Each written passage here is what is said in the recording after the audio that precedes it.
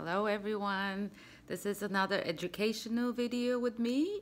If you haven't seen any of my videos, I give out a lot of good information, and this video it's about how to choose foundation and some tips on how to apply it.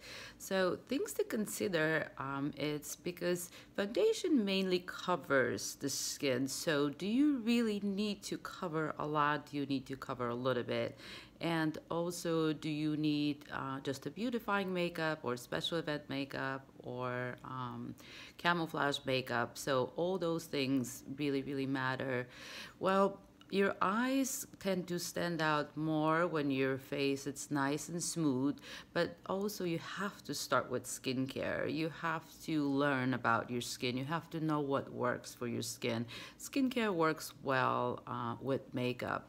So if your skin it's dry, you will absorb more of your makeup, and also what happens with drier skin type, they absorb a little more, especially if the makeup it's liquid, and this makes your foundation a little bit lighter. Sometimes it could be a little bit heavier as well. So you should try heavier foundation if you need more coverage, or if you have just a little bit of redness, you can use heavier foundation or concealer just on the redness and then blend it with a lighter foundation.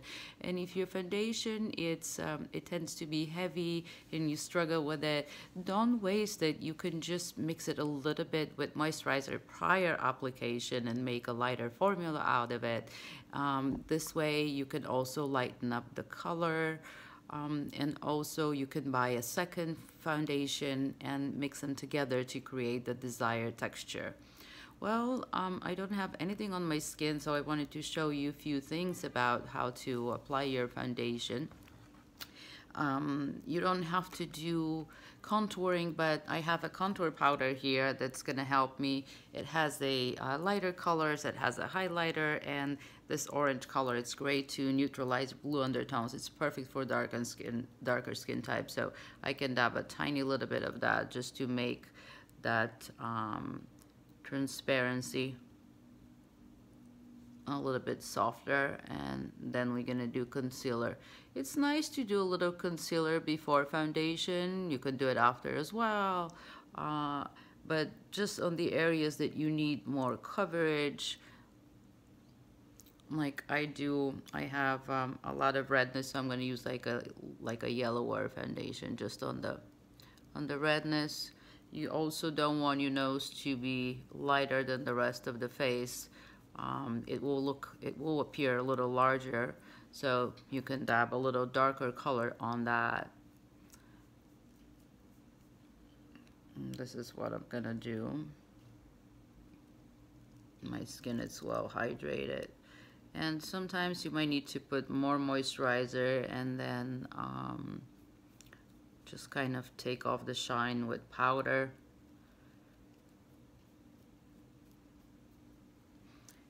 I'm also going to use this as my contour palette. Another thing that I wanted to show you how to make your contour, how to put it on faster and how to blend it just easier if you're not a professional.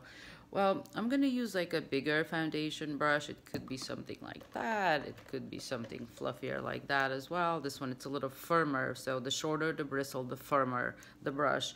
And if you use a bigger brush, it's nice to blend also the pigment on the brush, to blend it prior putting it on the face. So if you just kind of spread it evenly on the brush surface, you can just put it like really quick, like cover a larger area, and put more of your contour, and then use a smaller head brush and do a little more contour in it. This way you save your time for blending. And the same applies for a little bit of the perimeter, the hairline, the temples, the jawline. Very important. Again, this is an extra step that you can skip. I just find it like very easier because you can smooth everything with your foundation after. Well, I also like to put a highlighter. You can use a brush, you can use your finger. So I happen to have like a creamy highlighter here. The tip of the cheekbone, it's basically this part that the light coming from above hits it right here. So this is where you put your highlighter. Could be any highlighter of choice. You can use light concealer. I have a beautiful brightening pen. There are a lot available. This one might be discontinued, but I love it. Also, this could be highlighter that you can blend. Maybe it would be better with a bigger brush.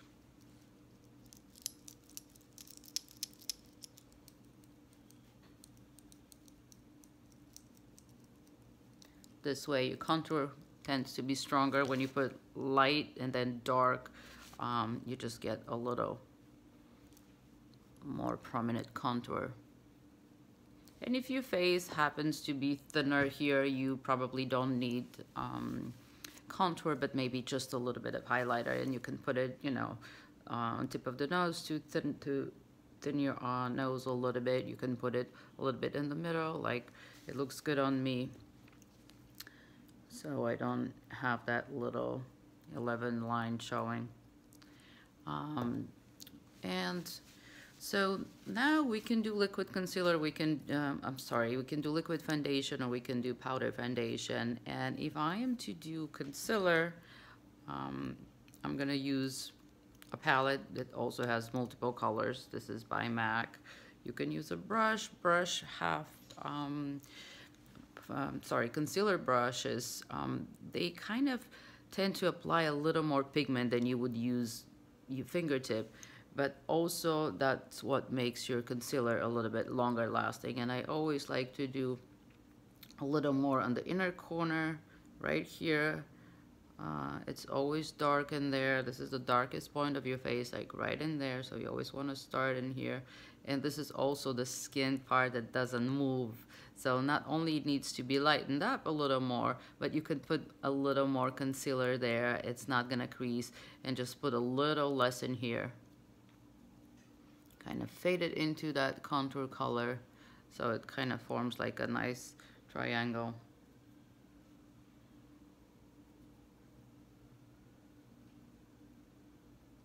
Wherever you place the brush first, it's where you're gonna have more pigment. So I always apply it on like the dark line in here. So then you can see the light fills it in nicely, and it's even, sometimes I put a little bit of medium color right in the middle. The skin tends to be a little lighter there, or if your eyes are puffy, you can really darken that with darker concealer or bronzer when you're done with your makeup.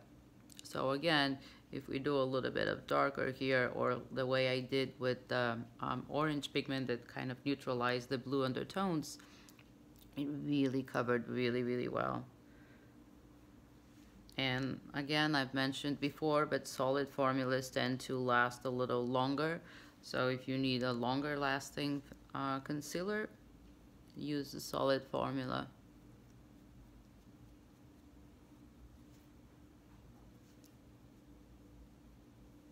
Again, you can still use your fingers, but brushes, they actually don't absorb your pigment like sponges do, so you can just use a brush to get to all those tiny little crevices that you want to fill in. And also, you don't want to hold a brush like that poking your skin, because it hurts your skin a little bit. Plus, you don't want too much pigment in there, because what happens is the pigment lays into the skin crevices and it stretches the skin. So doing too much makeup continuously, you really kind of stretch the skin more and more. So you want to really, really be gentle. And also, if your skin is puffy, you don't want to use cream, you want to use gel to kind of tighten it up a little bit, and maybe use liquid concealer to make the skin to appear a little smoother. Consider also for concealers and foundations that your skin really expands the moment you put some more moisture into it. So if you put too much cream on your skin because you want to hydrate it and then put your foundation, your skin will absorb a lot of this cream. Talking about drier, dehydrated skin as well. The skin will absorb that cream, and then the excess foundation will crease. what that means that you can actually use very little bit of your cream, and then when you apply your foundation, prior application, mix it with a little bit of that moisturizer. It will work really, really beautiful. Or even if you do a little bit of your foundation, you can finish with like a hydrating spray. I have this called Glow Getter Mist. It is fantastic if I'm putting powder foundation to put it on, to spray it on top, or just to refresh your makeup, or just to add a little extra hydration when you're done with your foundation. So I would say my face, it's pretty much finished, but another trick is to put a little bit of cream blush. Also, you can use a stick directly on the skin, or another trick that I love, it's to use the fat part of your beauty blender and just dab it in. Makes it a little glowier like that. Consider that we're gonna cover that with foundation, so it could be a little more. I don't mind like nice rosy cheeks. It gives a little structure to the face, and it makes you look younger, so anything that does that for us. So there are a lot of different formula foundations. I recommend the liquid formula for drier skins, and you should use more coverage only if you need it. So today I'm gonna use a powder foundation by Chanel. This one happens to be fantastic. It's a loose powder that melts into the skin like liquid, but it gives an excellent coverage. Comes with a brush, and you can see how beautiful everything looks. That color, blush color, looks like it comes within the skin. And if you are to use your liquid foundation, you can still use the tool of choice. For me, this is enough. I like powder a lot because my skin tends to be shiny, and there are also primers that can prevent that shine, or you can use blotting paper.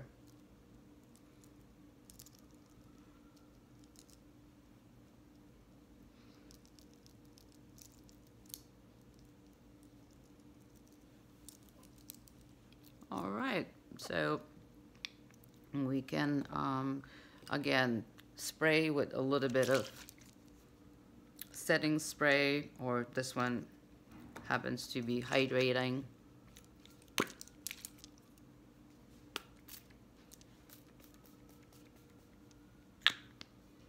And give it a couple minutes before you finish before you see the finished result. Well, I think that's pretty good. Works out well for me.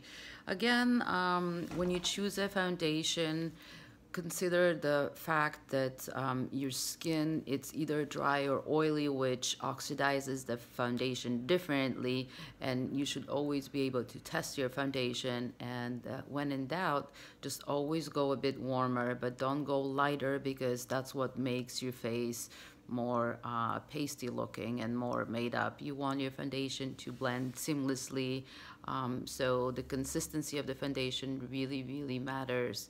And keep trying, but if you already have a foundation and you think it doesn't work for you, just buy something that it's either different formula or different color, and then you can work the two in between. I hope I answered some of your questions today, and keep watching. Thank you.